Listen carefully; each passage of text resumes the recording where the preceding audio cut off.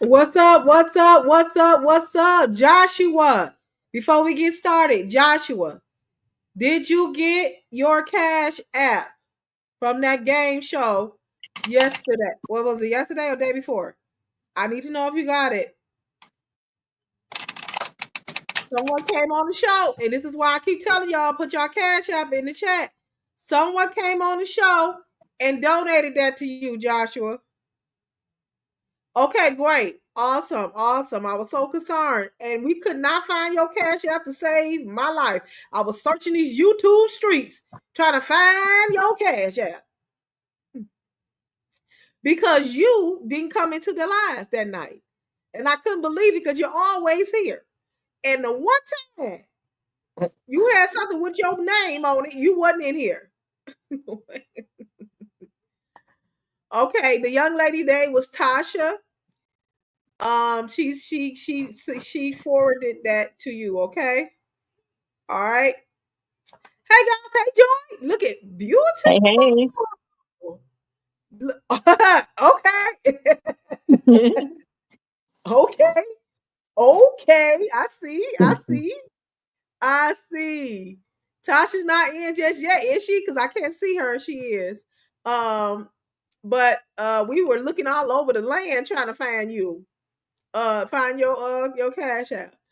Okay, guys. So y'all see the title, and I can't wait to dive into this because I got some opinions and I got some thoughts about it. Hey. I got some opinions and I got some thoughts about it. So the title is Bag versus Broke. And we're kind of exiting the women out of the questionnaire tonight. We're focusing on the men tonight. But we want to know from the women, do you date? Do you have a preference? Do you date? Does your criteria have to be that the man has to have money or if they have to be broke? Okay. Before we dive into this, because if this live go like the other live went, it's gonna be quite interesting. Okay. Before we dive into this, we're gonna pause for the cause right quick. And the cause is support. Check this out. Check it out.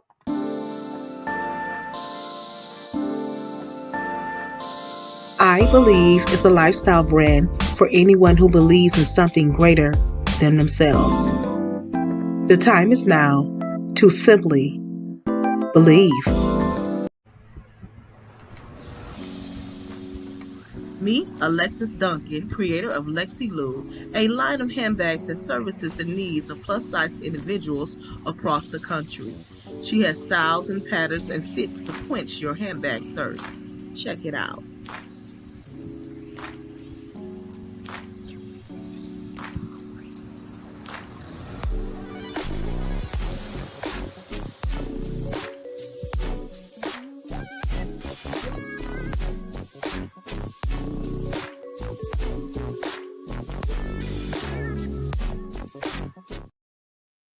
All right, that was Lexi Lou handbags. She got all type of bucket bags, cross bodies, tote bags, and they are the bomb. I'm actually rocking her bag now because I refuse to spend you know what, I should say refuse.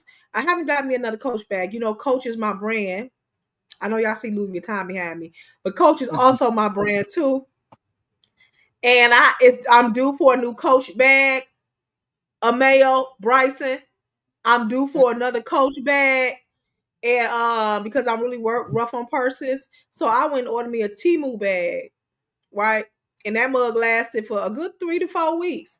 It gave out on me, so I was like, let me go get my Lexi Lou, and that Lexi Lou been holding me down. It's real leather, and it ain't no joke. It's heavy, it's nice, and it looks really good. Joshua says hi, Joy. Hey, how you doing? I ain't see you say hi. Oh, Yeah. hey. Hey, no, the link is in the chat, guys. If you guys want to come up and voice your opinion, feel free to do so. And also Dennis Gregory, you guys support I Believe brand. He got hoodie, t-shirts, and all that good stuff. Go to his website, I Believe, or Facebook, Dennis Gregory, or I Believe, and tell him that his big sis sent you over there. Okay. All right. I'm going to let Joy go first because I know what I'm going to say is probably going to be like that. Y'all going to boo me off of this platform. But wait a minute. You know what? Before we, hold on one second. Hold on one second, guys. Hello. Yeah. 1 second, guys. Hold on 1 second.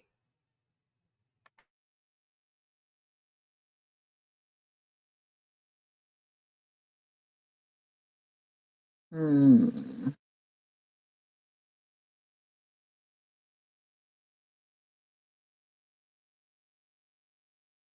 Sorry, guys. Sorry. I had to pick that up. Okay. Let's get into these statistics first before we even get into our debate. And I did my homework just a little bit because I just actually came in from work, but I did my homework just a little bit. Okay. Um, and it's coming from the point of view of why women are the breadwinner, and that could be a reason why we're so particular about who we date and who we marry. So some researchers have given their account on why women are considered now the majority when it comes to breadwinning, which I thought was fascinating. I wanted to say so soon because traditionally the man has been the head of the household. He's been the breadwinner, right? Well, not Mhm. so, says the researchers. Okay. All right. So in 1972, men were primarily the sole breadwinners in 85% of the opposite sex marriages. 50 years later, things have changed drastically. Today, according to new research, the Pew Research Center, husbands are the sole primary breadwinners in 55% of marriages. The change over that changed over several decades to attribute to a variety of factors. For example, women are pursuing higher education than men. Do you agree? So I know there's a lot of within the last a decade, a lot of women, especially in my age bracket, we have went back to school Mhm. I to get agree. our education because the corporate world and the career based jobs require you to have a degree in order to Mhm. make the money to put you in a different bracket to accommodate inflation. You understand? They used to say, "Oh, a two-income household can make it." No, you gotta have a four-income household now. Mhm. For real. I went, I went in Aldi's to get a little, a little snacks, a little food, or whatever. Eggs, $5. Since when? That's crazy. Since when? Like I'm trying to think. Since when? Like when the last time I looked at the price? $5. For a dozen of eggs. A regular dozen of eggs, $5. I was like, "Are you serious?" I rolled right on back. I rolled right on back. Like you ain't finna get me. You not finna get me. The article went on to say that 16% of marriages have wives as a main source of income. These numbers are the same for married black women as well. How do you feel, Joy, about stay-at-home husbands? No. You see, I had to really kind of consider like, no, because for one, me being a woman, it would Mhm. make me question your masculinity. I'm sorry. Just call me whatever the term is, but it would make me question your masculinity if you don't question your masculinity yourself. Because it's yeah, that's just I don't know. It's a conflict for me. Like, no. I'm So just with the no. do you equate men's masculinity? Y'all, I'm getting tongue tied. Y'all forgive me. Masculinity Mhm. with them being able to provide. So if they cannot provide, or if they're not working, do you see them as demasculated? If I'm working, yeah. Because what makes you Mm-hmm. better than me? I mean, what makes you be able to? Okay, well, let's both of us sit home and just see how things go work out then. Like that's how I saw things. Like we could both sit at home because I'm not about to be the Right. woman or the breadwinner, and the other person just get to sit home and do nothing, or do Mhm. do the things that need to get done at home. But yet, it's still you're not providing. So that means that my income is going to you and now my kids too. Mhm. So yeah, no, Yeah. that's too much. It says 1 in 4 Black wives out earn their husbands. And according to Pew's survey and analysis of existing government data, Black women are more likely than any other ethnic group to be in marriages where they're the breadwinner or in an egalitarian marriage. Wow. What's an egalitarian marriage? Superior.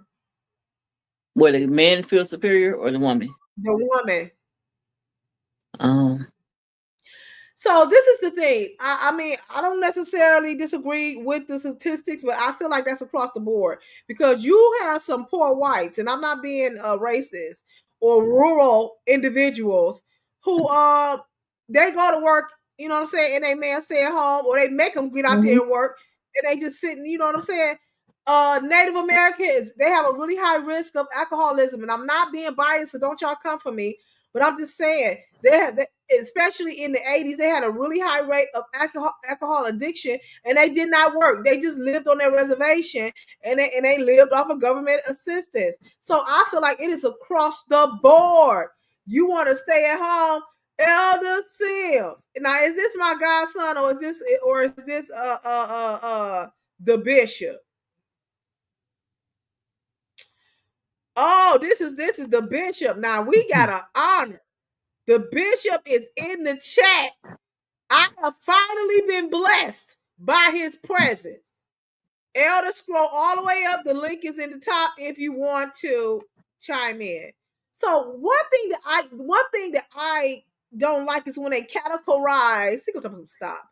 He's a bishop. He don't like, historically I've been able to call it. I'm not no prophet, but when I say stuff, it normally happens. But anyway, no. What I want to say, don't just put it in the black community. Don't just say, oh, Mhm. we always historically take care of our men. They don't work. We're always working 5 jobs and they're at home playing the PlayStation, drinking a 40. That's not mirroring our community. I know that's what we see in the movies. I know that's what we see in the magazines. Now, Joy, what you looking out for?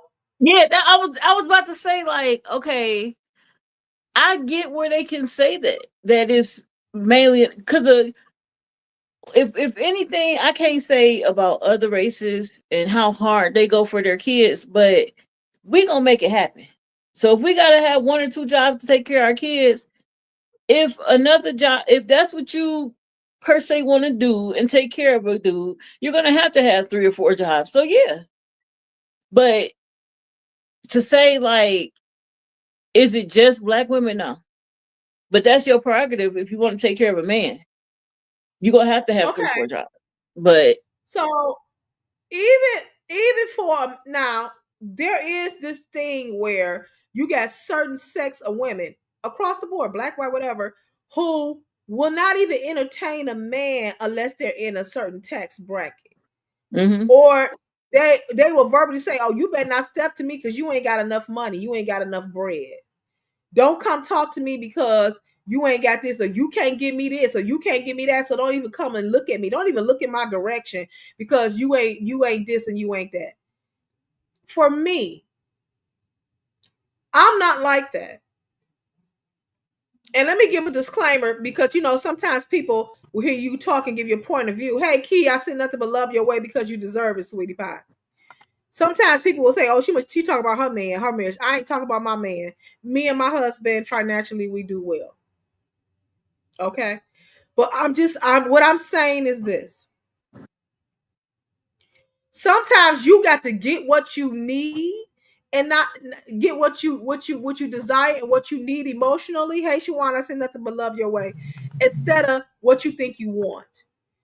I just told this to a dear friend of mine. Both of her, me and her, we make, we in a certain tax bracket. Okay. I'm not saying I'm rich. I'm not. Trust me. I'm in a 1-bedroom apartment. Okay. I'm like the average American, working hard to do what I need to do. You understand what I'm saying? However, I know how to survive. I've been surviving. I'm 48 years old, about to be 49 next month. And I'm surviving. I know how to pay my rent. I know how to pay my bills. I know how to do all of these other different things. You understand what I'm saying? I don't need you to come in here and take over all of the financial thing, even though we're going to work together financially as a team. However, that's not the primary thing that I need. I need you to be here emotionally for me. I need you to be trustworthy. I need you to have integrity. These are the things that I need. Yeah, I need you to come in here on this rant or whatever. But if you offer me emotional support, I'm down with it. Now, am I here to take care of a man? No, I'm not here to take care of a man. But I'm not going to block my blessing because you are not in a certain tax bracket. I'm not going to do that. I'm not going to do that. I'm not that so superficial that a brother working at Walmart can't holler at me if I was available. Or a brother working at Family Dollar can't holler at me. I want to know what your insides look like and do you have potential to grow. Now, see, when my ex-husband, when I was married to him, I saw potential for him. He loved to drive. And so I poured into him, hey, you should have your own transportation company. And so how I supported him was I created flyers and cars. Hey, my husband do transportation. I boosted because I thought that's what he liked to do. You understand what I'm saying? And I was with it, and we worked together as a team. You understand? Now, certain women say, okay, you'll be 49 next month. Happy birthday. I'll be 49 next month on the 27th. So my criteria, and I've always been like that. You don't got to come with the diamonds and the Birkin bags and all of that stuff for me. Would that stuff be nice? Yeah. Do I love gift? Yeah, I've always received nice things from people I've dated. I've always have. You understand what I'm saying? But it's not a requirement. How do you feel, Joy? First of all, it's not a requirement because it's a very high requirement in these streets of Detroit. Okay, because specifically Detroit. The bracket is really low here. The bracket is really low here. So we reach it kind of high. I don't even know where to find them type of. You look, y'all write in the chat. Let me know. We all find the hot bracket type, and then maybe we can see how that goes. Because exactly. Looking for somebody to take care of you and save you here is like I don't know. You got better chances of a lot of other things than really looking for somebody to take care of you. So that's why I'm like, as a woman to be taken care of, then as a man to be taken care of, like, yeah, if we got to get out there and get it ourselves, a man can't. So like, ain't no excuse. Oh yeah, and I understand that. So I'm gonna throw a scenario out there for you guys. What if you meet this guy? He's wonderful. He's working when you first meet him. You know what I'm saying? He's there for you. He's a great listener. He's spiritual, love God or whatever. And he loses his job. Now you done fell in love with him, but he loses his job. Are you willing to invest in this man? Are you willing to back him up until he get on his feet? Or do you walk away? It depends on how much was being put into the relationship when he was on his feet. Now, if he was putting in when he was on his feet, then yeah, I got your back for the time being. But you only got a certain amount of time.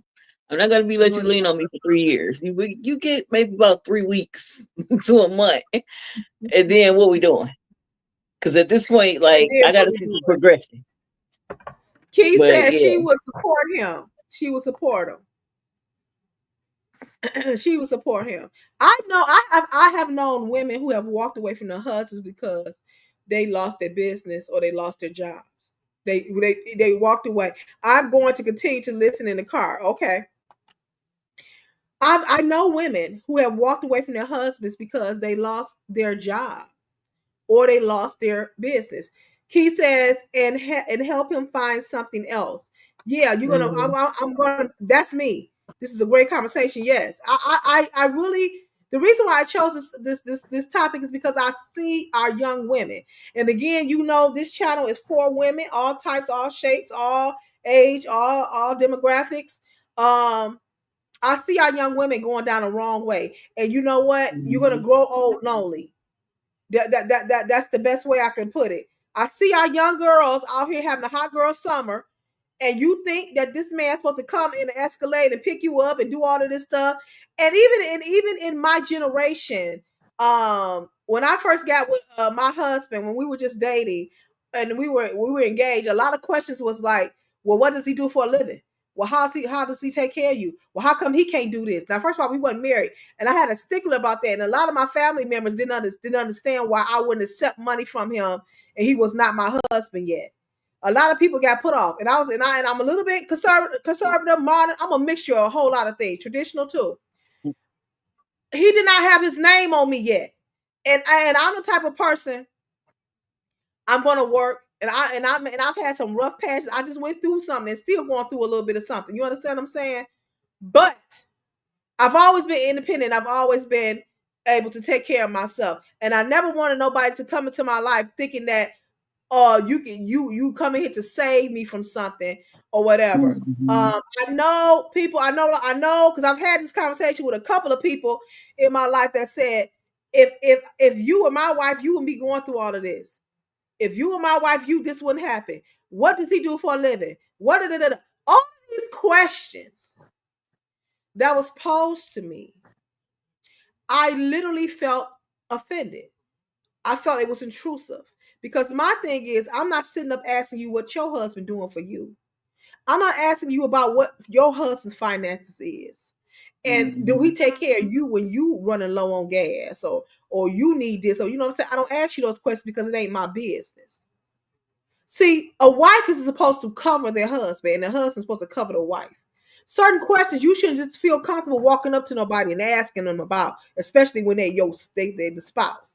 You understand what I'm saying? But I said that to say I see a lot of my young women going down the wrong way, waiting on somebody to come in and pay all of your bad credit that you have erected in your life because you've been financially irresponsible.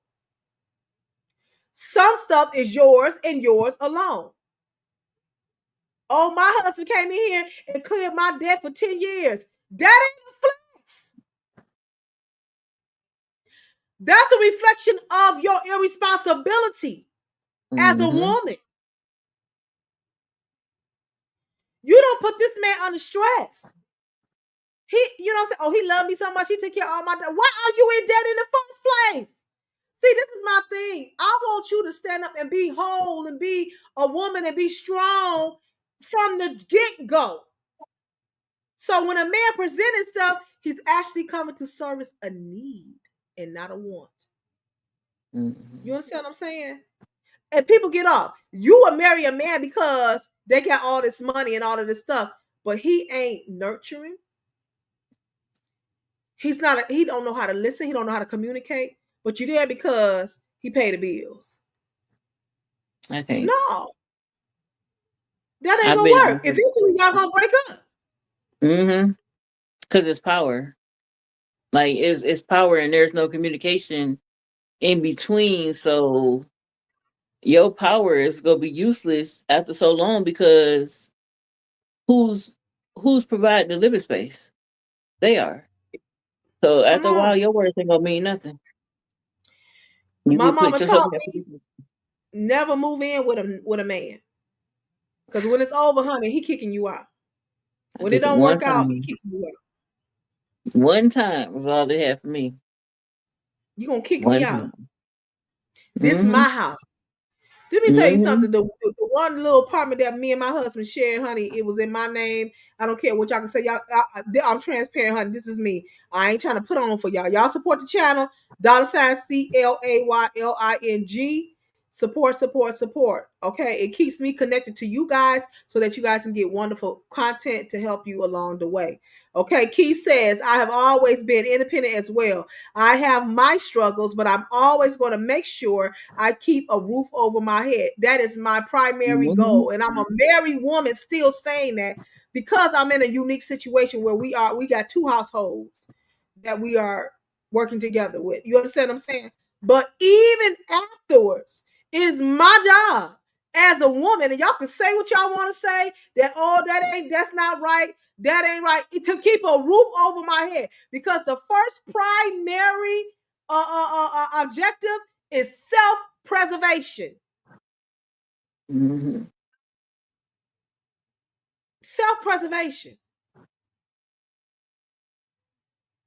And it's not me being selfish because I know how to work as a team and be cohesive. You understand what I'm saying? But I'm not gonna live in la la land with nobody. You understand what I'm saying? You think Mm-hmm. because you got a man that got a bag that you good, honey. You don't know what tomorrow may look like.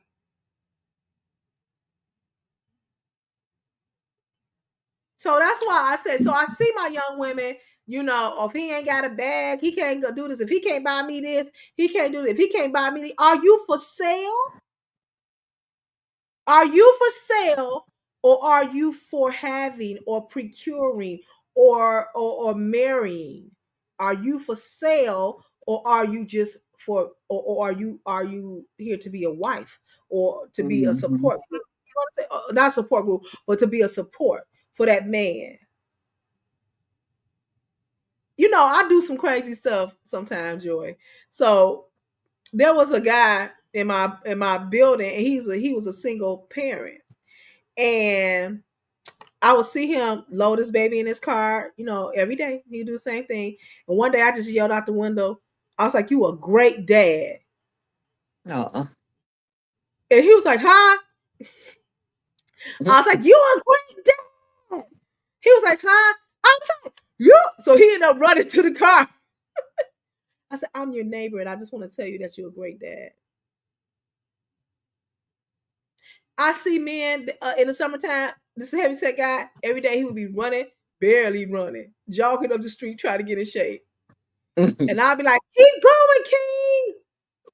Keep That's what's up. going." Listen, and I guess that probably was my downfall in some of my relationships. But I always seem to see the value or the talent in a man that may be down on their luck, or a man that maybe society has thrown away, or a man who Mm-hmm. just trying to figure it out. You know what I'm saying? I'm not talking about Yeah. these bums out here that want to live off a woman. I ain't talking about that. But I'm talking about the Mm-hmm. average Joe. You see? Yeah, it's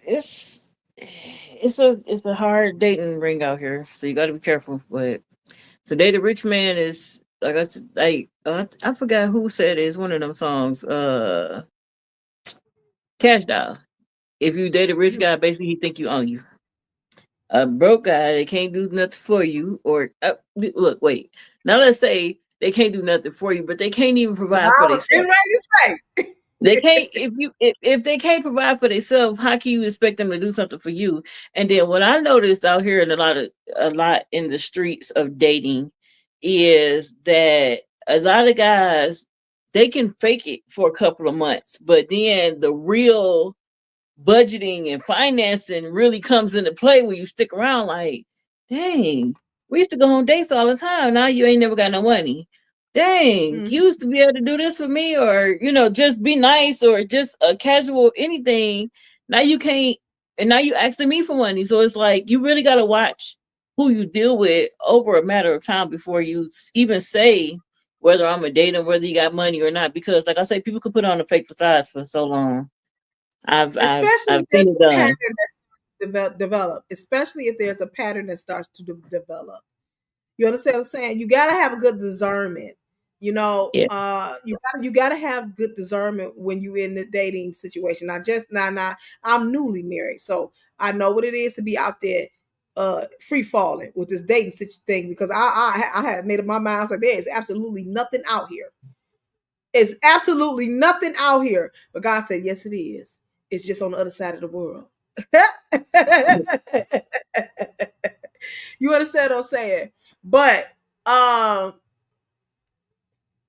sometimes you want to move heaven and earth for your mate, but you may not have that financial capability. That does not devalue you and what you input in that relationship. I find that communication is good. You understand? You say, baby, listen, I don't got it right now, but if I had it, baby, I will give it to you. I will move the It, world to make sure that you have it. Let me talk to my family and see what I can do. Or let me get out here and see what I can make happen. At least you trying. yeah, like that exactly what you just said is I think the loss of a lot of relationships because it do take money to date. And especially Yeah. being a male dating a female, you gonna be expected to do a little bit more than the female. So yes, it takes Mhm. money to date. But if you Mhm. don't have it or you're not financially in that position, don't do it for one because you're gonna put yourself in debt. And then for two, you're building something off a false foundation. Key says, yes, it is. Communication will prevent a lot of problems. Yeah, because I don't like to assume anything. I want to know. Don't hide it. If Mm, you can't do it, I'm not gonna think about it. If my husband came to me and said, "Baby, I can't do it," or he don't, if he, I don't want to find out that you can't do it. I need you to articulate to me because now we're married. This ain't no boyfriend and girlfriend thing. We share the yeah, responsibility. You understand what I'm saying? So if you can't do it, I want you to tell me. And I ain't gonna think that you less than a man. That just means, yeah, honey, I'm gonna shore this up right here, and then you catch me next month, or you understand what I'm saying? We a team. That's why wives, and I want to say this for the wives in the back. If your man can't financially do something for you in this very moment, you do not dog that man. I know. You don't dog him. You understand? You do not dog him. Oh, you That's too, what it is. Joshua. Have a great weekend yourself. You understand what I'm saying? When Mm-hmm. me and my husband when my ex-husband, we first got married, he did not have a job. And I was so scared what society was going to say about him, even though he had some amazing qualities. You understand what I'm saying? Ultimately, it just not something we just could not make it work. Okay. I said, God, he got it. I said he has to have a job. God gave him a job within the first month, and he worked and he worked. And I never seen somebody work so hard in his life. But up until that, he did not have a job. But I knew there was a quality there. You understand what I'm saying? And he worked. So he said, take care, Joy. He's All probably right, getting have ready a to good leave. day. See you later. You know what I'm saying? He got a job and he worked and he worked and he worked and he worked and he worked and he worked. And then there was times where I lost my job and he took care of me for a whole year when I was sick and didn't even know what was wrong with me. He took care of me and handled all the bills. And then there was time when he didn't have a job and I had to take over. It's the ball, it's the catching the ball. It's throwing that ball, you catch it, I throw Mhm. it. You know what I'm saying? But by no means did I ever devalue him in that sense as a protector or a provider. I never did. Because that wasn't even a question. You understand what I'm saying? But you got these Yeah. silly women out here that think because your husband can't bring you this or do this for you, that they're not a man. And then you trash talking publicly. I'm never doing that. That's right. Yeah. Joshua said that's not a joke. No, it's not a joke. Hmm. Hmm. Yeah, that's pretty much how relationships supposed to be. And if you trash talking a person, that means you didn't respect them in the first place. Y'all got some other issues going on for you to be disrespecting the person on that level if y'all got a line of communication. Mm-hmm. Cause see, me and Bryson, we had this conversation before, and I told him, I said, "Babe, listen, I'm not looking for all of that. What you can do for me and all this stuff, and I'm not never gonna defend. I'm not gonna have. I'm never having a public. I'm not having no conversation with nobody about what my man can do for me or what he do, what he don't do, and all that. We never having that because that's my husband, and I protect him, and he protects me. You understand what I'm saying? At the end of the day, Hmm. we concluded we want each other because when we get old, baby, I need somebody to change my diaper. I need somebody to push me up the road. I need Hmm. somebody that can go bring me, you know what I'm saying, that's gonna be there when my hair turn gray. What if I lose my mobility? Do I trust you enough to take care of me? Are you gonna throw me aside? Are you gonna be there for me? You understand what I'm saying? I'm Mhm. telling you, marriage is not about what you're gonna get. It's about what you're giving. Marriage is all about giving, transferring, or giving to you, and he giving to me. You understand what I'm saying? It's if you get married to secure a bag, you're not gonna be happy Yeah, I mean, because nobody money stays on top cannot bring forever. you happiness. That's what I was just about to say. We ain't gonna stay on top forever. Not Yeah, forever. Like you may yeah. be up there, but it waving and bend and things happen and uncontrollable things. You can't. If that's what you build off of, that shows your character.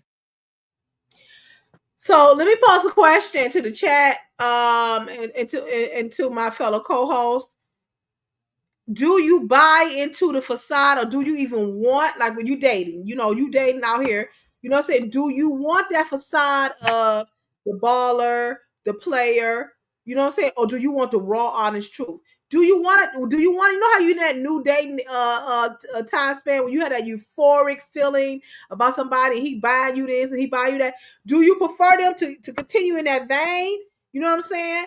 Or do you prefer the brutal honest, the honesty? You know what I'm saying? I'd rather you say, babe, I can't take you out to dinner right now, but you know what I'm saying? What I can do is bring over some hamburgers, something. We can make some burgers and sit and watch, or whatever.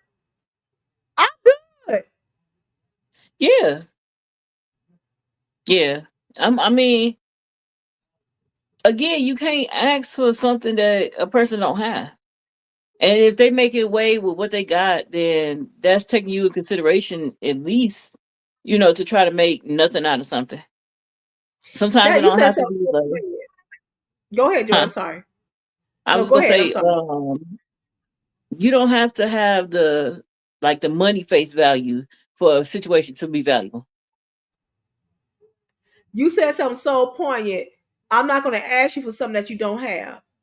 A lot Hmm. of women put their men through early grades and early heart attacks because they out here working 80 hours because you got to have Tiffany's. You got to have Dior. You got to have Fendi's. My thing is, I've always been a worker. I've always been a worker, and I've always wanted to just come in and rescue everybody and everything. You know what I'm saying? I've always been Hmm. like that. You know, again, I got to go back to this point that I made earlier. I have to.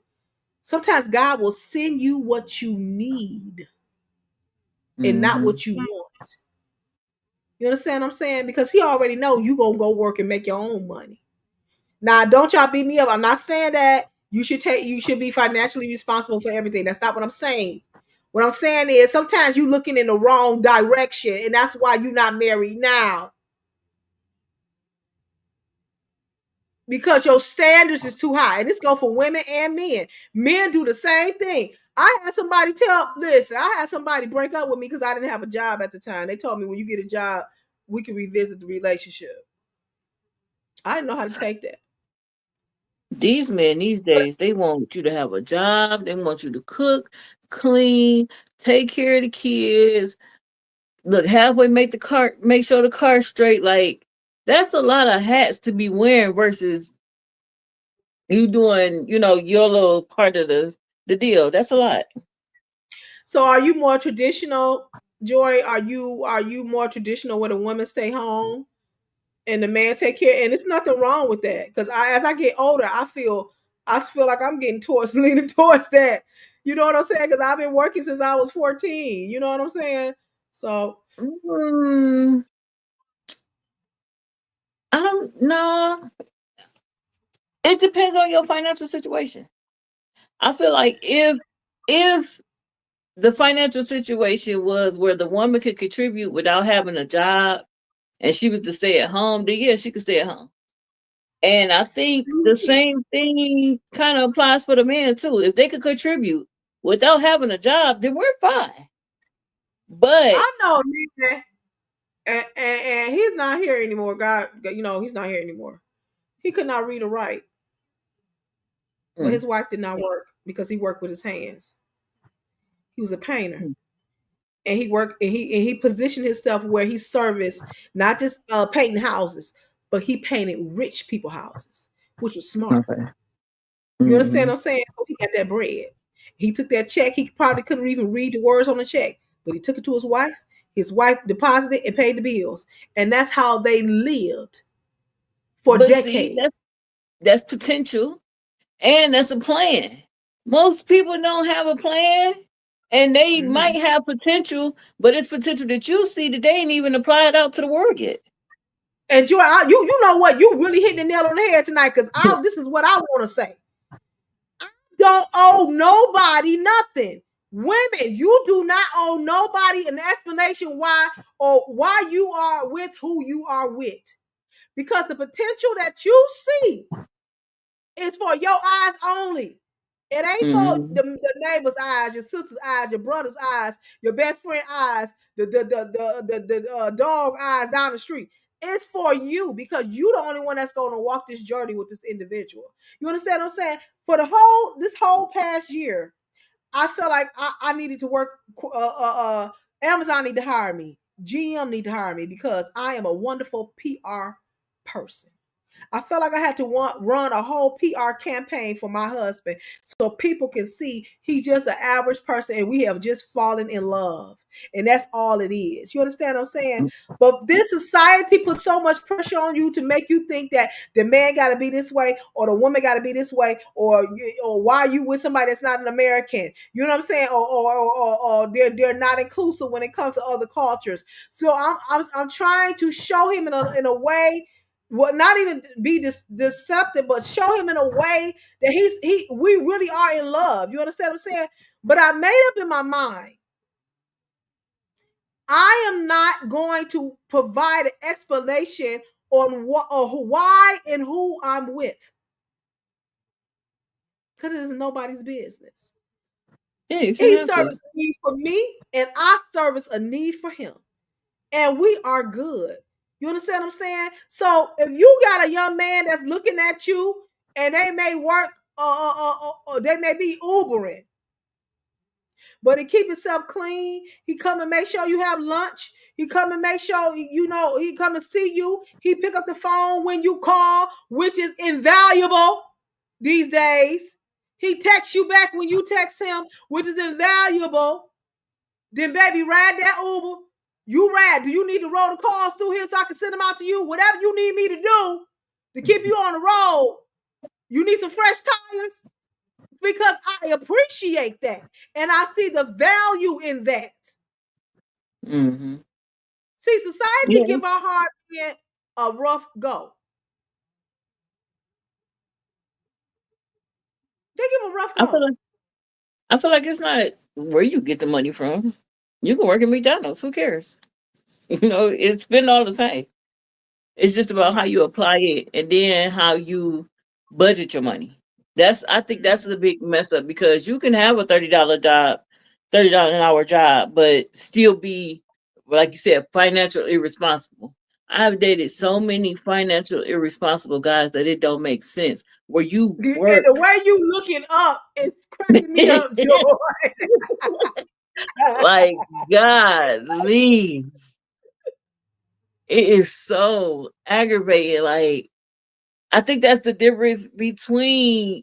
Well, I can't say that because there's some men that do the right thing, but it's like more so embedded in a woman where we got to make sure we got a stash in the back for the kids or a stash to the side just in case this happen.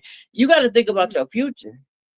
See, And just women, because you Ubering today or tomorrow don't mean that you can't like you say, own a transportation company in the next 5 years. If you apply yourself and plan it the right way, who knows what you might be? You might be an Uber driver. It's been so many stars. There's been Uber drivers and Lyft drivers and DoorDash, and then next 3 years they did blown up. They're on movie screens and red carpets. You never know. you never know. You never know. The article went on and says that husbands husbands are the source of income for 40% of the time. The wife is the main source of in 26% of marriages, and 34% are egalitarian. Education propels Black women into making more money. Senior economists at Pew Research Center and researchers for the report attribute these findings to education. Fry told Word in the Black that Black wives are often better educated than their husbands. That means that we are more analytical. We can problem solve more. We can put out the fires a little bit more. That does not demasculate your husband, but however, we're quicker to solve problems. In 2020 to 2021 academic year of all Black colleges graduated earnings bachelor degrees, Black women earned 134,435, about 65%. Black men earned 72,000, about 35%. That's amazing. We're going to school, and you know why? Because there's so many single Black women now. Mm-hmm. Because our Black men don't want to commit for some reason. You have a percentage of men who don't want to commit and get married because they feel like they're not in a financial place to take care of their woman. And that's a sad commentary because they lack the education or they lack the Mm-hmm. jobs that their white counterparts or their immigrant counterparts, and this is no dig, are taking. Yeah, it's like, why would you be willing to stay stagnant if you really want something? Ain't nothing you go want in this world gonna be easy. So why not do what you got to do to further your education or further your life? Mm-hmm. You got to do that, and that's why I'm 48 years old, getting my bachelor's degree. You understand? And I'm pressing on. And I told the story of I was cleaning my mother's things, and I didn't even know she had a degree. I stumbled on it and found that she had a degree. Mm. And she wasn't a boastful woman. She wasn't an arrogant woman, but she was an educated woman. Mm-hmm. You understand what I'm saying? She was educated, and that thing hit me so hard. Because I was the type of person, I was a creative person. So I had talents. I was a creative, but it didn't dawn on me to go get my degree. And then here my mother is, who had mental illness, had a degree. That was profound to me, and it made a mark on me, and it made me want to legitimize myself. So the Lord has always made room for me because He spoke into my life that I will always work with children. So He just began to open up doors for me. So I taught for years without a degree. I had the minimum of credentials that the state allowed. But let me tell you about your gifts and how God will make room for you. God created a program. And I ain't saying He did it just for me, because I know it was a whole bunch of educators that needed this program. But He created a program that I can teach on an educational continual plan while I'm getting my degree and earn a teacher's pay without my degree. Do you understand what I'm saying? Don't tell me what God won't do. And this ain't been always. This just came into play the last 5 years. Mm. You understand? So there's no excuse to better yourself and better your life. Oh, I don't got a degree. God said I open up the windows for you so that you, hey, I feel the presence of God. I feel the presence of God. Because He spoke a word into my life. He said, this is what you're going to do. I said, I don't got no degree. But I need to make teachers pay in order to survive. But I don't have a degree. God said, I'm going to open up the door and create something for you so that you can teach and make a teacher's pay. Let me tell you what else He did. So I said, okay, I'm on a trajectory to get my bachelor's. They pay. God is blessing me. I got a wonderful boss that believe in Black women, that believe in paying them the same as their white counterparts. And I can stand here today and say, I get paid just as much, if not more, than my white counterparts in this position. And I haven't been able to say that. You understand what I'm saying? So I said this. Elder said, won't He do it? I said this. I said, okay, Lord, now I'm gonna get this bachelor's degree, but I need that DA, I need that CA endorsement, because that's what a big bucks is. I said, and I gotta take that test, and I don't know if I could pass that teacher's test. You know what God did? About 4 years ago, He created a program where you can pick the subject matter that you excel in and get your endorsement in that. You ain't got to test for all that other stuff. I said, God, you sure enough showing out. See, there is no excuse to progress yourself. And that's why I say God will send you somebody that you need and not necessarily somebody that you want. Mm-hmm. See, I already know that God's gonna take care of me. He always gonna make a way. That ain't what I needed for no man. I didn't need no man to come in here and pay no bills. I didn't need no man to come and buy me no fancy car. Even though Bryce said Mm-hmm. he'd do his thing. You know what I'm saying? What I needed was somebody that loved God. What I needed was somebody to emotionally carry me. What I needed was somebody to push me to stay in the presence of God, to fast with me, to pray with me, to be on one accord for me. Had nothing to do with survival and bills and stuff. And that's Mm-hmm. exactly what he sent me, plus some more. You understand what I'm saying? Yeah. So you have to, I want to say, broaden your horizon, you know?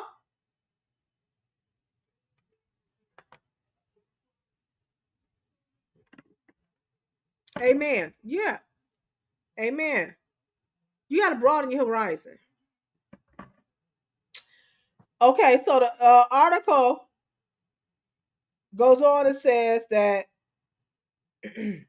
despite the financial role that women play, marriages can be financially beneficial for the Black community. Now, let me stop there. Do you think that, okay, in this day and time, Joy, do you think that we see a lot of, um,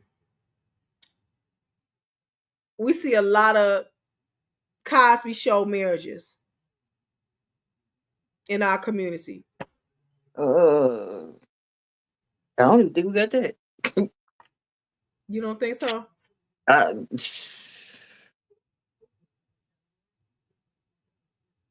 as a society, not no more. Oh, yeah, I think and it's. Elder, he couldn't. I, Elder Sims is agreeing with you. I'm thinking that it's more so pushing people to be single, people to not have kids, people to not get married. And it creates that society of like we've been talking about. You have to be self-sufficient these days. And when you combine with somebody else, that's what y'all combine. Like you say, you balance off of each other. You bounce off each other. When you fall, I got you. When I fall, you got me. But if you so prone to just being self-sufficient all the time, it makes it hard for you to let people in because it's Yeah, not. that prominent marriage, that prominent marriage. You know, but back in the day, used to be if you made $60,000, you was doing it. You know what I'm saying? Mhm. I don't see the Claire and Heathcliff marriage a lot. Mhm. It used to be back in the day you couldn't wait till for retirement, and I used to always wonder, especially as a young woman in my 20s, and I used to always look and see these older couples who were successful, and they were always going out to dinner. They always had looked nice, and they stayed in a nice little house, drove a nice little Mhm. car, and they seemed like their retirement was set. And I used to always say in my mind, how did they get there? Because that's where I want to be. And here I am, a single woman, and I will see some women like that too. Later in life they've retired, and they always seem like they had and they look nice. And I always say, how did they get there? Because I want to get Mhm. there. And so I began to work, and I'm like, if you just work hard enough, and I used to do calculations. If you save this amount of money, I had a Caucasian lady who was telling me, we were talking about how much you had in our retirement fund at the Y. And I got a nice little change, sitting there waiting on me when I turned 55, until I heard what she had in her account, Mm. which was over $100,000. And I said to myself, how was she able to save that money? She has children. She's a single woman. I don't got no children. I'm a single woman. And I should have been, and it was like a ton of bricks hit me like, oh my God, I wasn't saving enough. You know what I'm saying? That's what I was thinking. Like I should have had more coming out my check. But I want to say, Right. how do you do this? I will never forget there was another couple of ladies who were black, and she told me that her husband taught her how to save money in her retirement, and that they said, and don't touch it. And I'm like, I should have been doing that, even though I knew to save money for my retirement, but I didn't save enough. But it was just me. You understand what I'm saying? So I'm just like, how do you do that? How do you do that? Like I should have been, I got a nice little change, but I still need more. You know what I'm saying? In order to make Right. it. You know, and so you think like that. And so here you are, you know, you want to get married and all this stuff. You know, it's like the finances come into play. The finances come into play. You know what I'm saying? How do we get by? How do we make it work? Are we need to be building towards retirement? All of these conversations. But in all of that, it should not be a criteria of if you get with this person or you don't.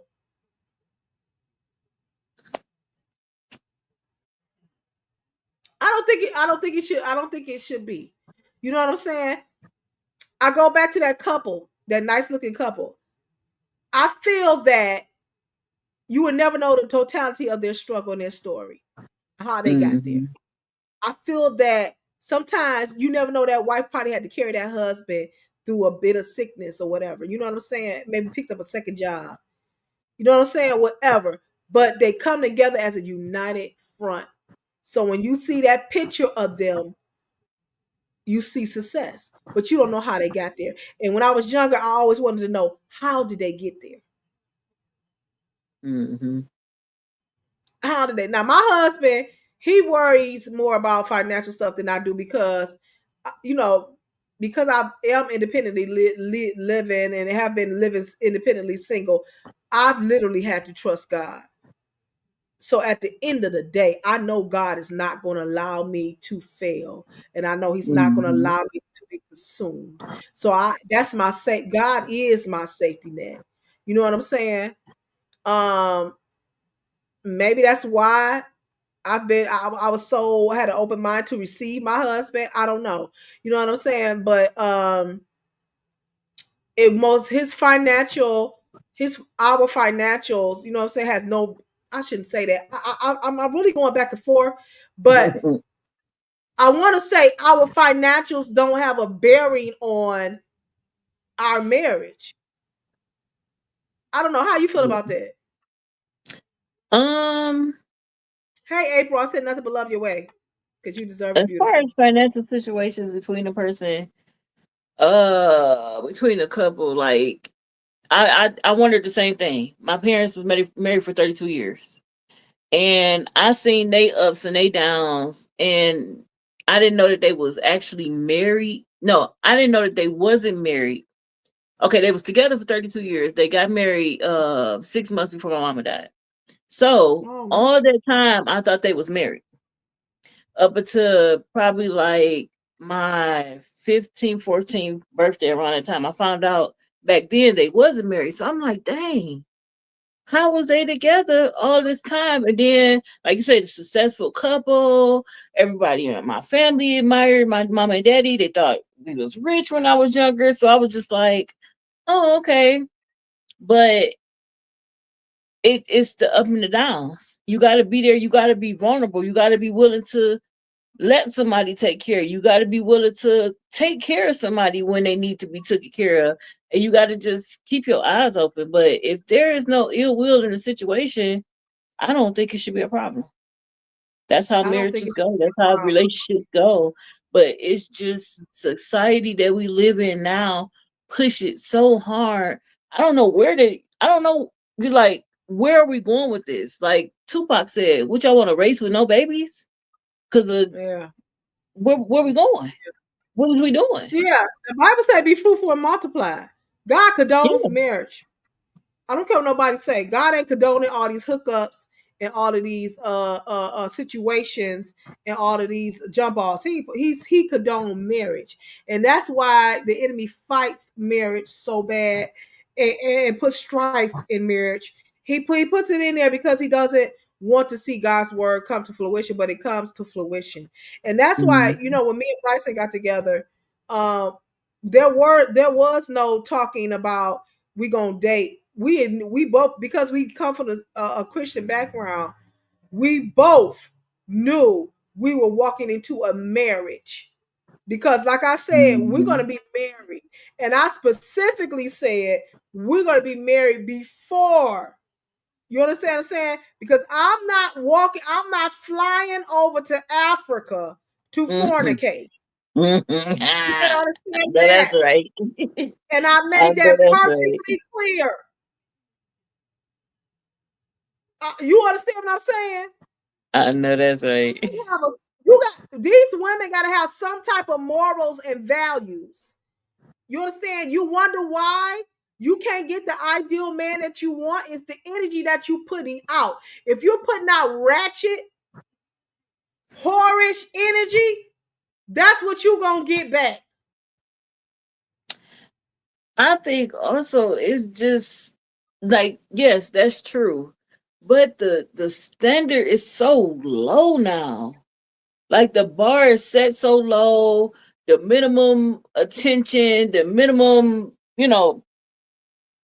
just trying or showing a person potential or what you can be. People don't feel like they have to do anything.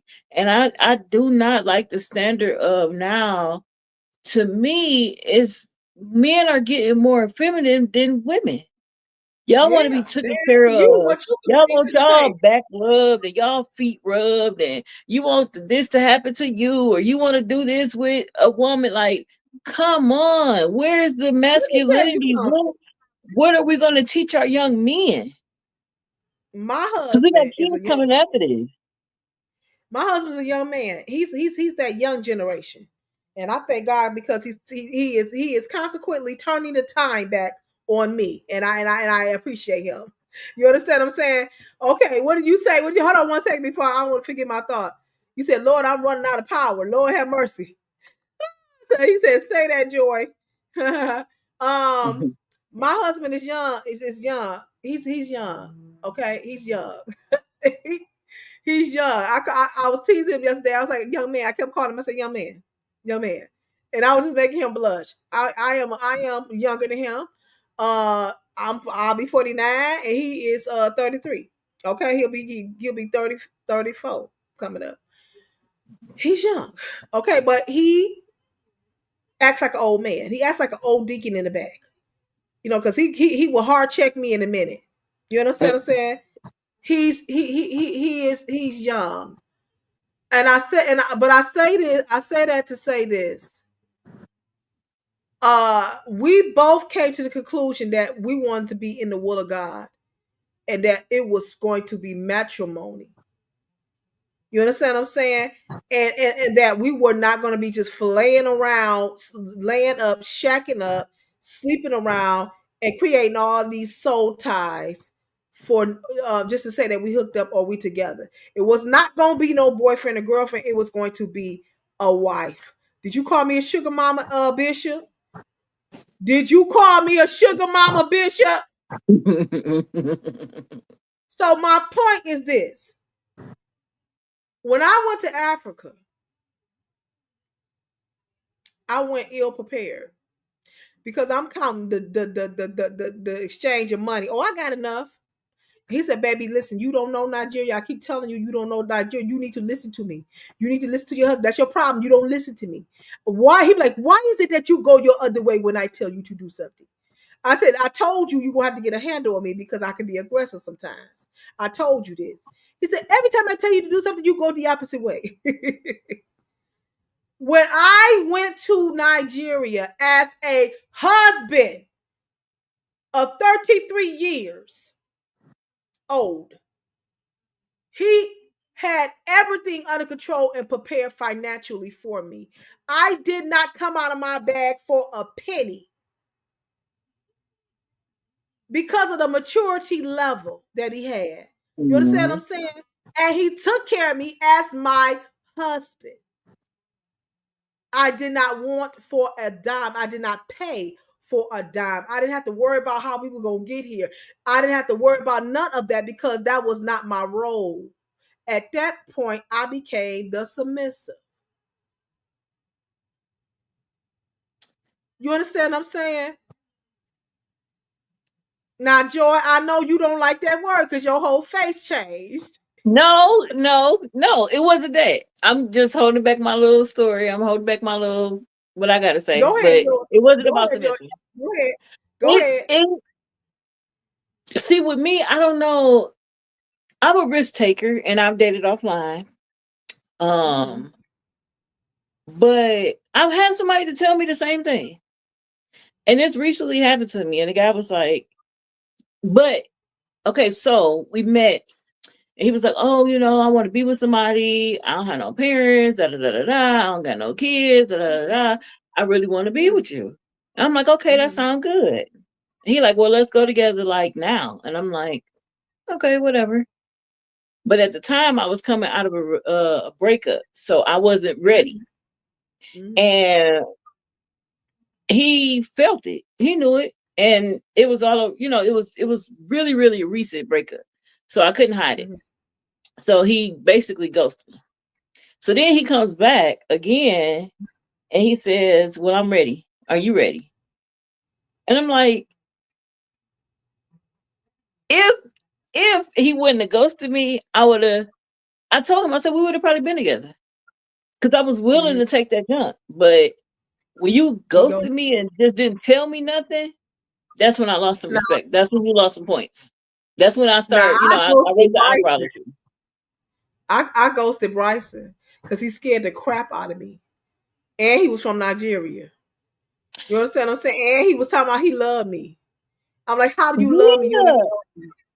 And I was that's like, how how do I you feel love me? about You don't know the guy. me. But I did some research on Nigerian men. Historically, they do that. They once they find out, and I'm talking about the legit not people. Now I ain't talking about these scammers. But once they don't believe in courting. They believe in I want to marry you. See, I've been that type of person my whole life. I ain't gonna say Really? just straight up meet a person want to marry, but like I want to be together, and I want marriage. I want to have a long lasting relationship so we can say we got married later on down the line, like my parents. Mm-hmm. But that whole just meeting and want to straight up like it scares me when a guy do it. But I used to be like that. I probably wouldn't say nothing to the I guy and just see how it go. But I used to be like that. Joy, I threw everything in this relationship but the kitchen sink. I was like, listen, I'm 40 years old. He said, that should not be a problem at all. I said, I got a gap in my tooth. He said, I got a gap up and down in my tooth, babe. It is a go. I said, I'm plus size. He said, what is it? You plus size, you can't bend over? Is it that you cannot bend over? I said, bend over. I said, I can bend over. He said, babe, it is a go. I'm telling you now that I love you. You know what I'm saying? But it took me a while to say I love him because you gotta try the spirit by the spirit. And God, oh, I feel God. God allowed me to stumble up on this blessing. I can say stumble up. This when I say this man, I feel like this man was custom made for me. Custom made for me because I don't need all of that, even though you can call me Princess Bright. You understand what I'm saying? But we don't accept he don't accept that he doesn't he get when I start talking about his family and all of that stuff and his origin and all of that stuff, he gets mad. When we had to take our official pictures with his regal beads and stuff and all that, when we had to go take off our clothes, he threw it. He said that's all they want to see is the chains. He said that's all they want to see is the beads, and I guess they'll be happy now to see. He does not embrace his family being royal. He does not embrace it at all. And he's a humble man. You understand what I'm saying? You say, come on, accent. It's the accent for me. You understand what I'm Mm-mm. saying? But I got I don't know why. And this is probably for somebody that's probably going to watch this on a replay. You got to stop looking at what you think society has told you of what a man's supposed to do for you and look for that man that supplies your need. because at the end of the day, don't you want your needs to be met? Don't you want your desires to be fulfilled? I feel complete. I feel complete. That's the best way I can describe it. I feel complete. For the first time in my life, this man gives me exactly what I need. I feel safe. And he's all the way over there, but he makes me feel safe. He don't miss a Mhm. beat. Every morning he comes in and check in on me. We talk. We whatever I need, it's there. He taps into my mental, my emotional. He gets me. When I think I done put one over in him, he like, no, let's run that back. No. He checks me at the door and he reminds me to be in the presence of God. He holds me accountable for my tithes and offering. Oh, I feel God. That's what I need. Mhm. I don't need you to come here and pay my rent. I don't need you to come here and buy me no diamond. I got my own. You understand what I'm saying? But society has told us you need to find you a man that's gonna take care of you financially. And they forgot all about emotionally, cognitively, spiritually. Yeah, he paying the bills, but he busting you up beside your head. And Yeah, he then, paying the bills, but he's stealing from you. right, most guys that I mean, I ain't gonna say most of them, but a lot of guys that be having money don't always be that cute neither. Like they have a lot of cosmetics on, glasses, and Be the the hat ugly ones for on, and me. yeah, I mean they be looking all nice. Their gear be sweet, but that's like us with the BBL at night. You wake up in the morning like, wait a minute, hold on, who is this man? Where the hat Who go? is? Put the glasses back on. So I'm just trying to tell you, like a bag baby come with a cost.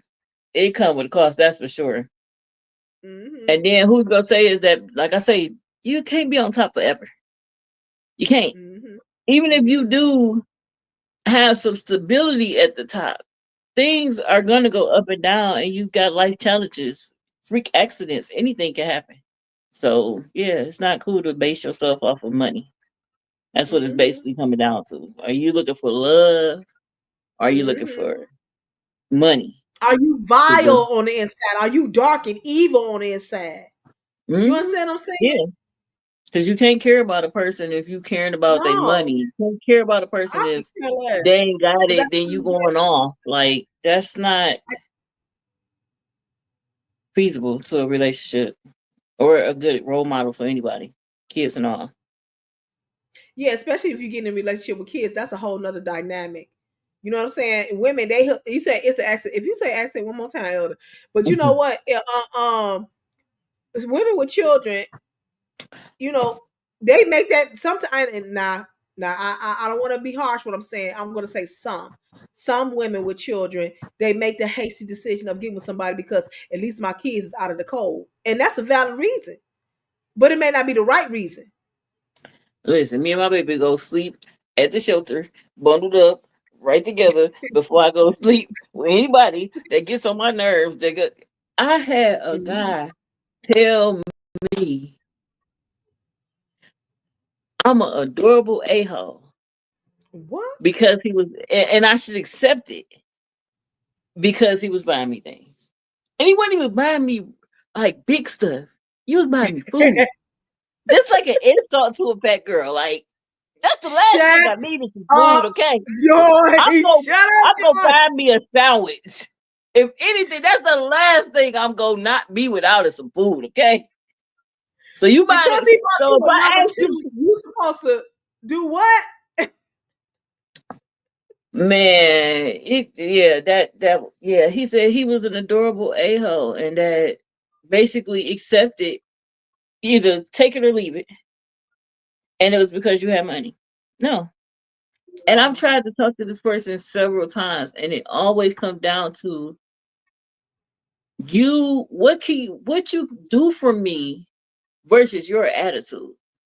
And that's Yeah. not something that I'm willing to even keep putting on the Valid. scale like that. Yeah. Like, Yeah. no, we're not.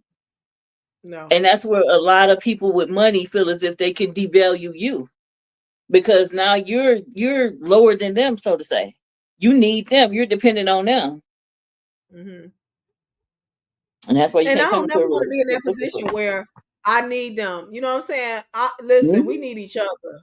That's Mhm, we need each other. We're a team. We're a team. We mhm, need each other. I need you, and I'm telling you, and I know that the dating pool is so small that women these days are willing to take anything at this point. You know what I'm saying? But there are a percentage of women who you better not even approach them if you can't buy them this and can't buy them that. And this dude can be the best thing that ever came into your life. He can change your whole the way you think. You understand what I'm saying? I needed Bryson like I needed penicillin. I needed Bryson like I needed air. Because he did something for me that money and I've always looked nice. I've always had my, tried my best to have my hair done. I've always, did for myself. But what he has given me this last year was a glow that I didn't even know was inside of me. What he has given me this last year was a lightness to my life. You understand what I'm saying? That I didn't even know I needed. You know what I'm saying? He's given me outside, and I say outside of God because God is my main resource. He's my everything. But he's given me something to look forward to and to build towards. mhm. That's what I needed. You understand what I'm saying? That is what I needed. And so God knows what you need. You just got to be receptive. You might have to dust them off a little bit. You might have to go get them a haircut a little bit. You know what I'm saying? You might have to deal with that Family Dollar job just for a little while, but you never know. He Mhm, may make you a multi-millionaire one day. mhm, You never know. I mhm. told my husband, I said, listen, we're going to monetize this channel. I said, it don't make no sense that I got a husband to look this good and we don't make no money off of it. He said, okay, baby. So we're gonna get you your own show. We're gonna plaster your face everywhere, and we're gonna go get this bread. Right? He said, and so the other day I was telling him that this young lady came on and she was talking about suicide and we were able to minister to him. He said, babe, ultimately this is what this channel is for. He said, you're doing it not to just have things, not to just put stuff out and it just disappear and go away. He said, you're actually pouring into women's lives. He said, so this is why, I'm supporting you. He said, and as your husband, he said, I'm supposed to support you. So we're a Mhm, team over here. You know what I'm saying? And and once I got on one accord, and once I, understood that I'm not just doing this channel for myself and it ain't just for fun, that we're actually doing this for something, and I got a family to think about, and I've been working which gave me the drive to like pour into this channel. God has allowed this channel to grow so fast. God has allowed this channel to grow so fast. I looked at my analytics. Joy, 44,000 people have seen this channel within the last 28 days. Oh wow. Do you hear me? That's good. 10,000 people have seen our shorts. You said Mm. I rebuke the spirit of pimping. What is that? What are you saying? Pimping as a P-I-M-P? What you saying? What you saying, Bishop? I rebuke the spirit of pimping. Who? Oh, okay. Oh, you saying I'm pimping Bryson? You are absolutely right. You're Listen, absolutely when right. you was talking, I just started watching Love and Hip Hop with New York with Chrissy and Jim Jones, and she was like, "You go make our money. You go make our money." She was like, "You, the money you make is for us, okay?" I said, and that's when you were saying it. I was listening. I said, "Oh, she saw like Chrissy." He started laughing when I said that. I'm like, yeah, honey. But Yeah, yeah. yeah, We a everything is a team over here. franchise. Everything can be a franchise. Look, let's make your face a brand. Let's do it. Joy, I seen Let's them pictures work. that you took. I saw those pictures on that Facebook. I said, we gonna take this and put this on the chat. And men, listen, and I'm saved. Don't y'all say I ain't saved, but I'm also an entrepreneur.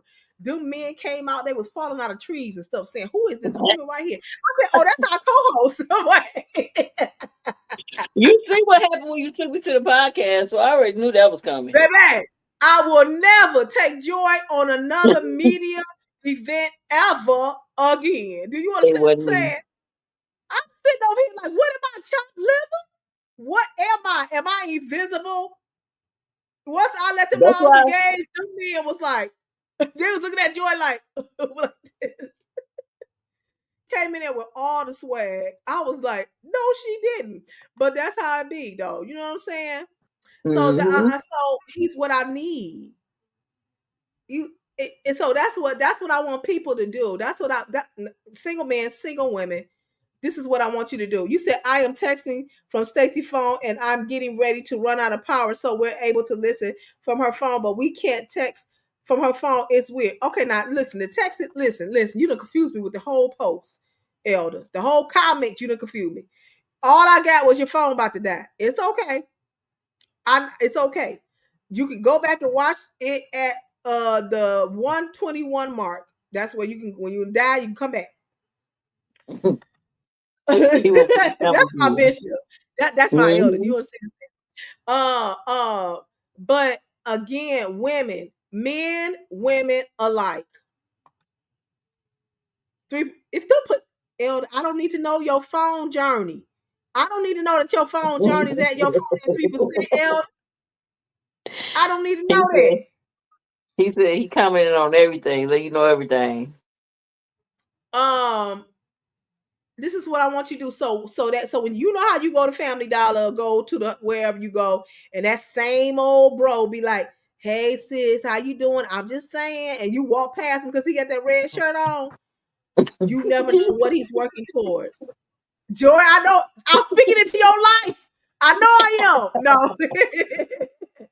You're like, I ain't got time for that. He can't even get this store right. He can't even clean this store up. So why I want to I deal ain't. with him? Hey, look, you ain't talking to me. I ain't been to a Family Dollar in a minute. I don't be feeling like what do you say? You are in Family Dollar. You're being watched, and they be still over there stealing right then and there. I don't got Uh, time for all I that. seen that today. I was in Artie's, and the guard was sitting on the table where you can put the thing, the groceries, and the thing, and the man had a backpack, and he walked out, and the thing said beep beep beep beep. I said, now you know it's food in that backpack. Why won't you go stop that man? He just walked clean out. I was like, oh my god. But I say this to say this. Somebody, some man who may be just working a mediocre job or whatever we consider mediocre, and they looking at you and they saying, hey, you know this, you know this. It's okay to stop and see what they about. You never know. It may change your life. When I blocked Bryson, I digress and finished my story. I blocked him because he was Nigerian. And I was like, you won't be over here trying to get my food stamps. You understand what I'm saying? And so when I unblocked him, he sent me this text, and I still got that text to this day. I screenshotted all our beginning texts when we first started dating. He said, you blocked me because I'm Nigerian. He said, you're racist. He said, if I was a white man, you would not have unblocked me. And I changed my profile pic to you. He said, I finally changed my profile pic on my Facebook, and I wake up and you block me. He said, oh, well, I guess you going to live your life now. I said, wait. Don't go. And come to find out, the most beautiful thing, I, I, I, I could not even imagine if I would have left him blocked. You understand what I'm saying? The Yeah, most beautiful man.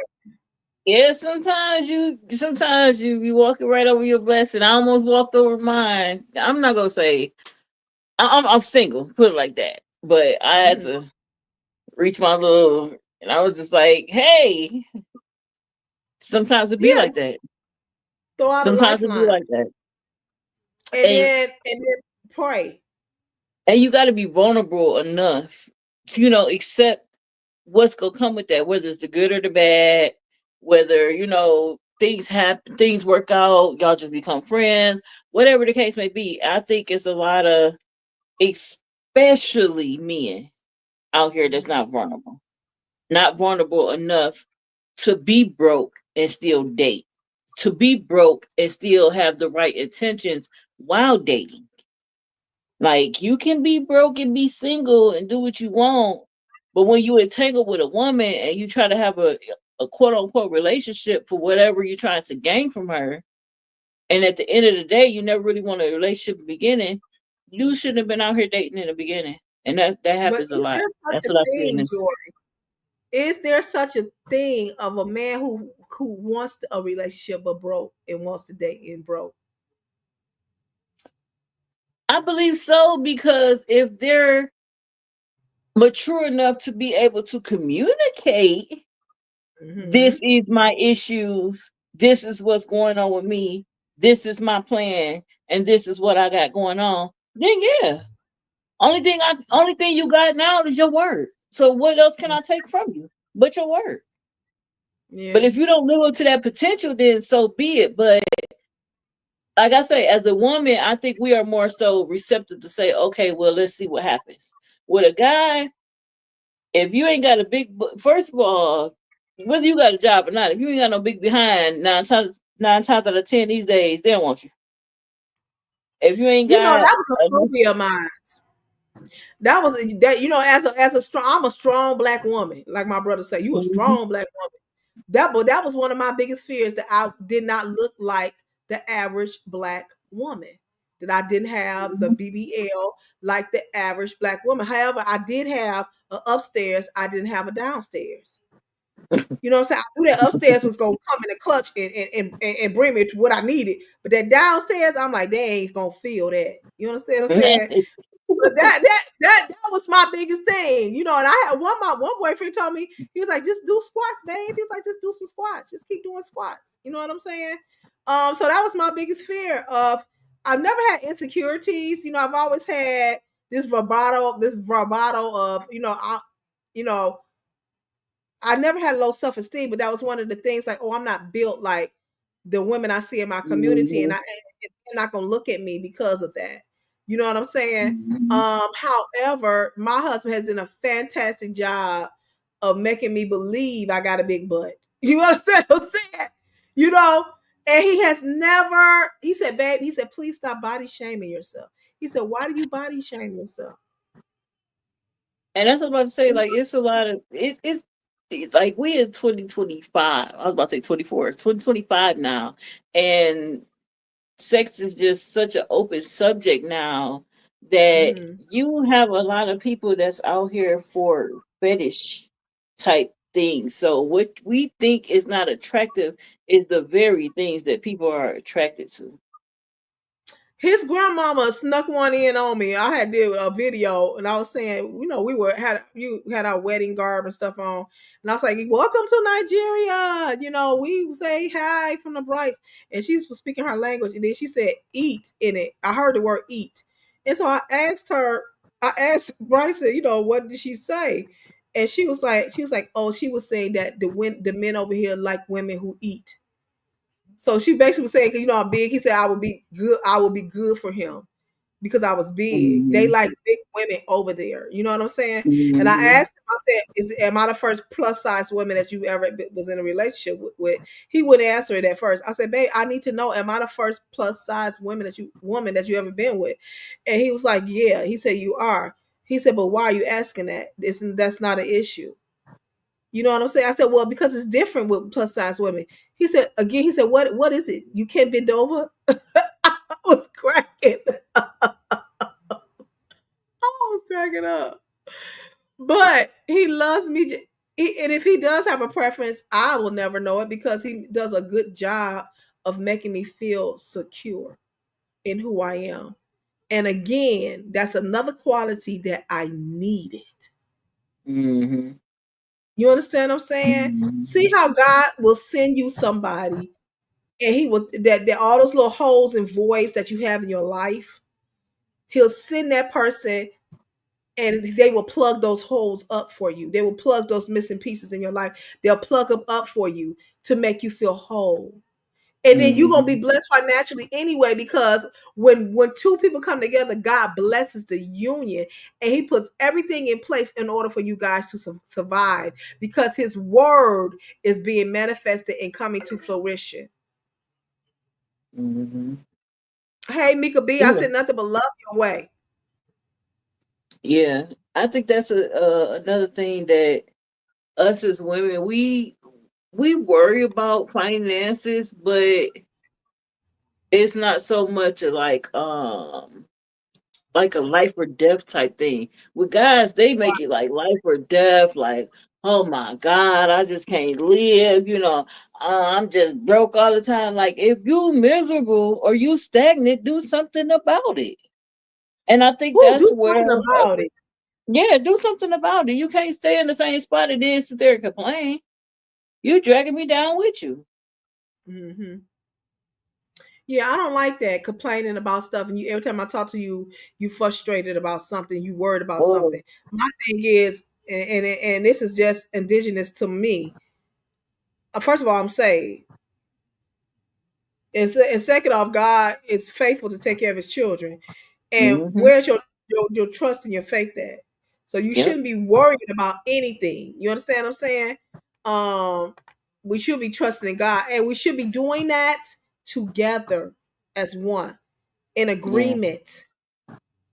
You know what I'm saying? So when you got one individual like arguing, word about everything, that creates a rift in the marriage because your attention and all of your energy is hovering over. We gotta do this, we gotta do that, we gotta do this. Yep. No, that you are frail and frustrated all of the time. You can't even enjoy Mm-hmm. your partner and enjoy your marriage because you're so caught up in all these different things. That's where your religion and your faith in the word of God comes into play. Because at the end of the day, God's going to take care of you. And I know that's a hard thing to master because when you're in the Mm-hmm. moment of I need to pay these bills, you ain't thinking about that. You know what I'm saying? But Mm-hmm. that comes with discipline and training and trusting God.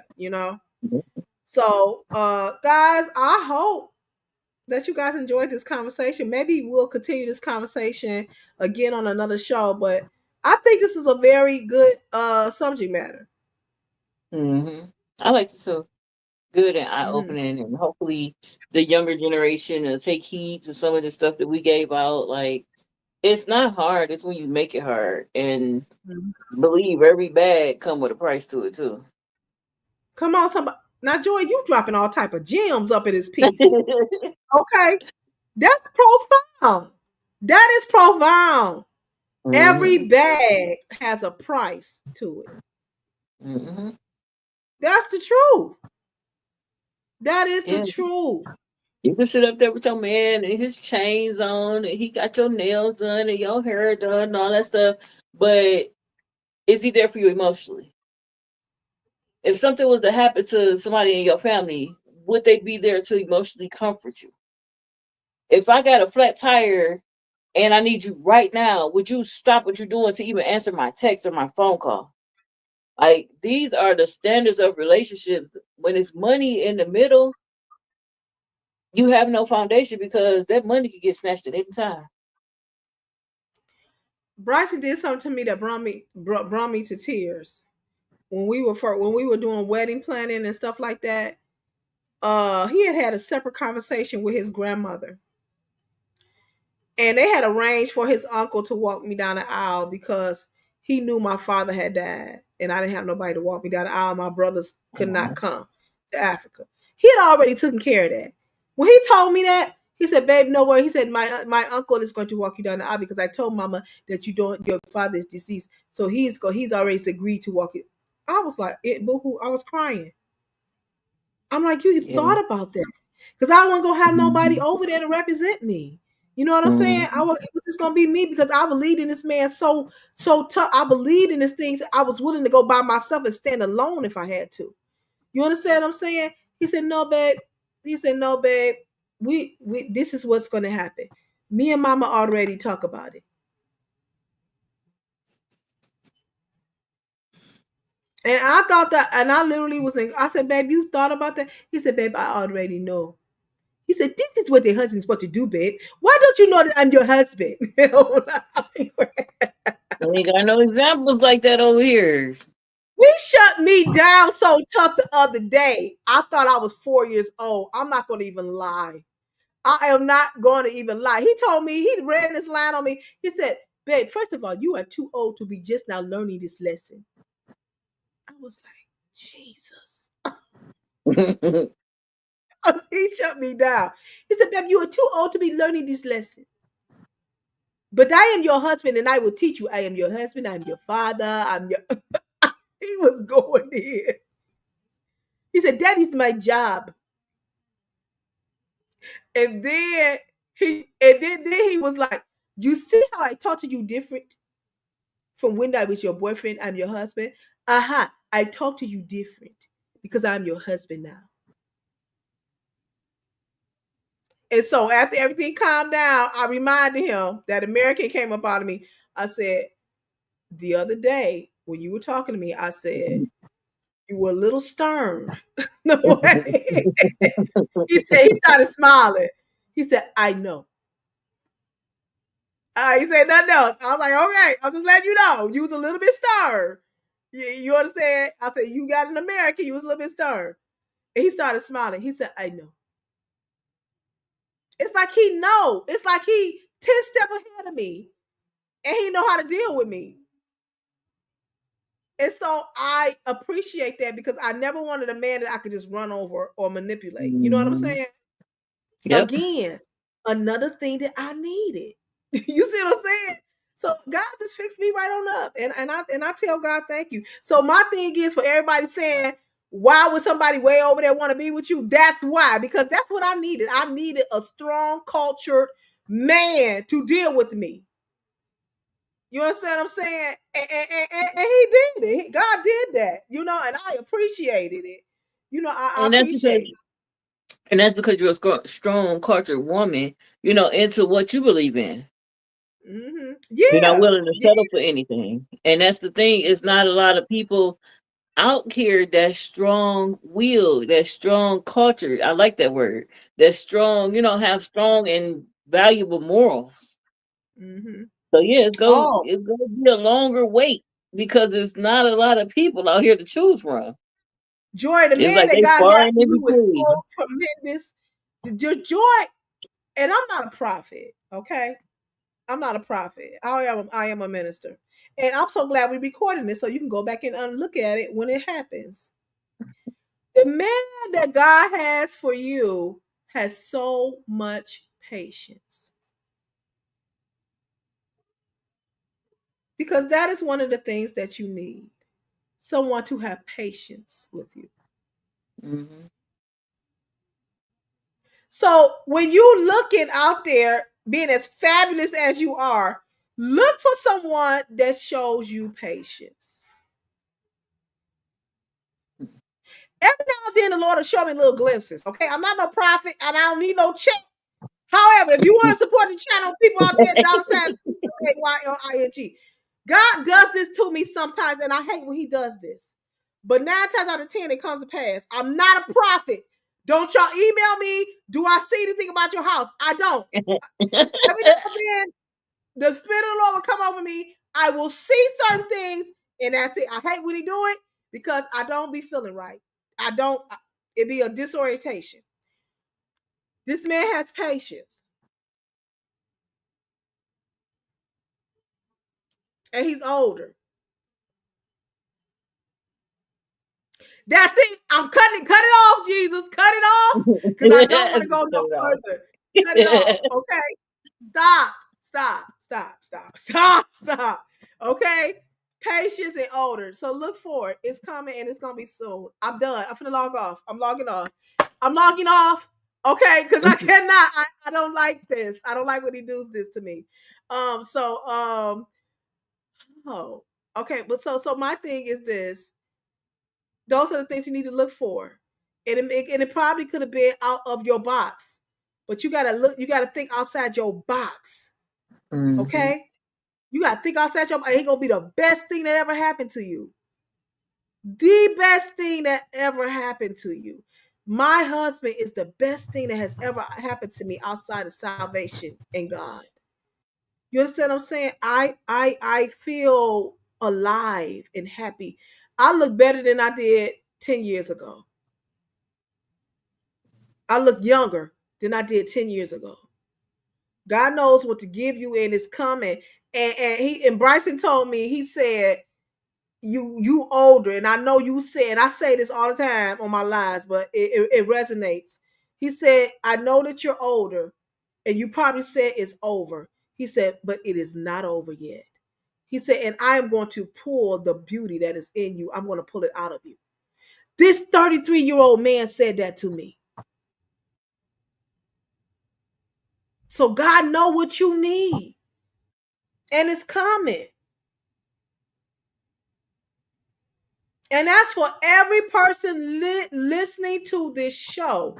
Don't you think that God don't got nobody for you? He does, but you got to broaden your horizons, and you got to look through the lens of what you need versus of what you want.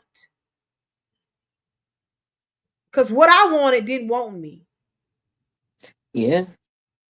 What I wanted so desperately with everything in me to the fire, you could not tell me we were not going to be.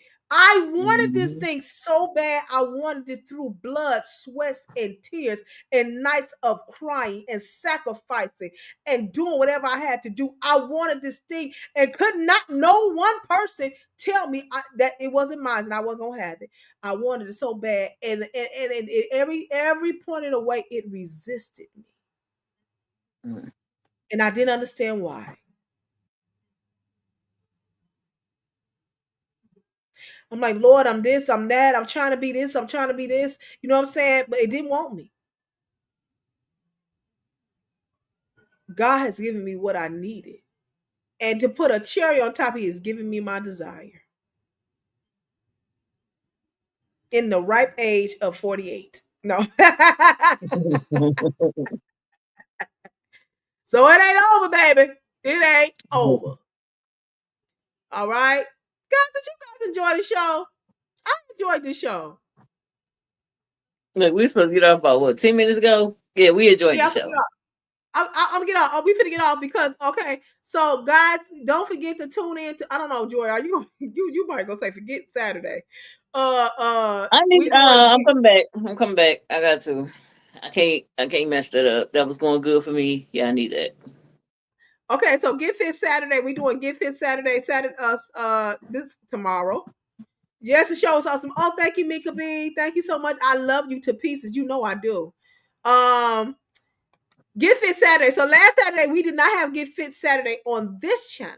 However, if you go to Philly Phil's channel, Talk Show and More, I went and exercised with her because I was laying in my bed eating chips and she was on her elliptical. And I said, let me get my big tail up and work out. So I went on her exercise show and worked out with her. So, but we will be back in full effect.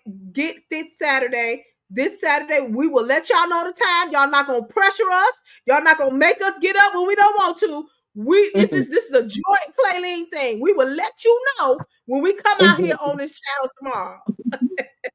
We'll be here. Just keep watching. Keep watching. Keep your eyes on us. Keep your eyes on us because I'm not letting y'all pressure me to get up early. I'm not gonna let y'all do it because guess what? I did not get an hour of sleep. I think I got half an hour of sleep yesterday. Taking down my Nigerian braids. So I already slept for half an hour and I had to get up and go to work. So I'm gonna fall out tonight when I get off this live. Okay, I love you, sis, too. Thank you so much. Like, share, subscribe. All right. Any last words, Joy? Be you, be happy. Don't let a brokey break you.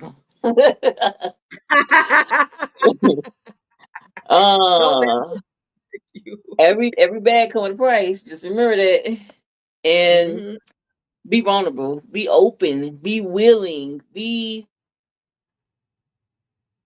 able to receive what you're trying to give out.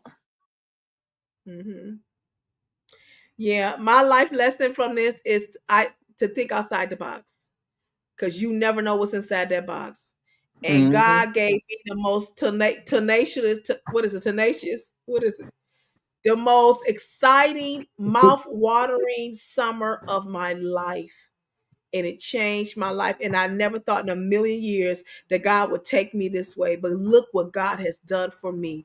And so I say, think outside of the box, guys, because they're out there. All right.